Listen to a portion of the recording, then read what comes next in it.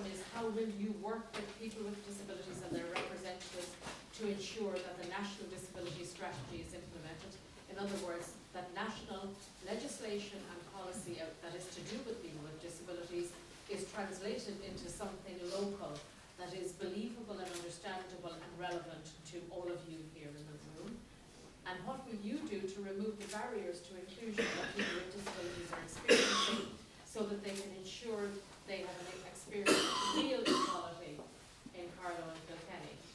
So basically, the question is about national policy and legislation, and it was referred to several times during the candidates' replies beforehand, but to make those tangible at local level, and then what the barriers are that may militate against people with disabilities being able to access those services, goods, and indeed the promises, thank you very much, PJ, for people with disabilities. Say, please vote independent, because they need to keep Fianna Fáil and Fine Gael in their place.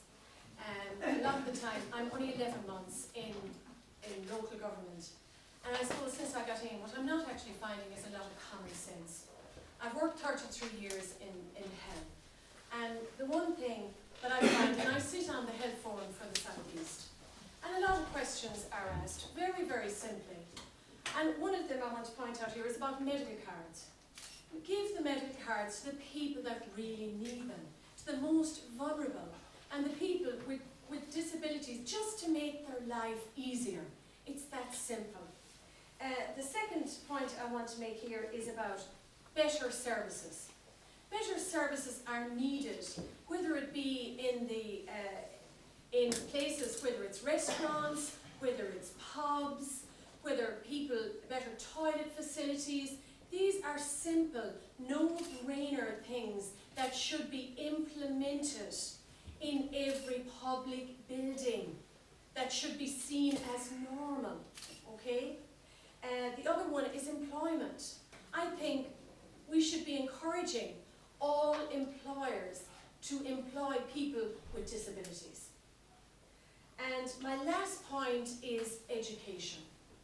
This is something that's very close to my heart, because I suppose I'm very big into health awareness and education, and especially around mental health. This is something that's very close to my heart.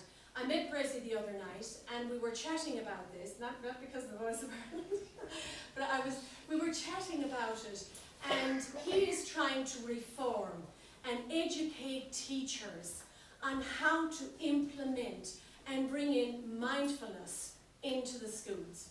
This is something that is so, so positive. And I love his ideas. Now, this is something that the government is not doing. This is something that I always speak about in the health forum. What percentage of the health budget goes into health awareness? 3%. 3%. That is so wrong. Another thing is about how do we reduce waiting lists, whether it's for the weak, the vulnerable, or the waiting list in the hospital, and it's very, very simple. I was a nurse for 17 years. I looked at the science of the body. Now I look, as a complementary therapist, I look at the energy of the body. Science and energy has got to combine together. And I do believe when holistic therapies are brought in to the hospital services, then and only then will we reduce waiting lists. Whether it be the stressed person with a disability that hasn't got much money, that goes in and they're treated by a reflexologist to de-stress their body. Maybe that person might have taken a bed within the hospital.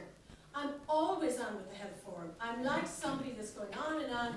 I'm saying, please, please, please take example from overseas hospitals and implement common sense. Common sense does not prevail in our health service. And I genuinely feel that the weak and the vulnerable and the disabled have got to be helped. As I said, we are all in this together. Whether it be working with people and working with politicians. So I'm not left-wing, I'm not right-wing. I'm a person who's in the middle wanting to do the right thing.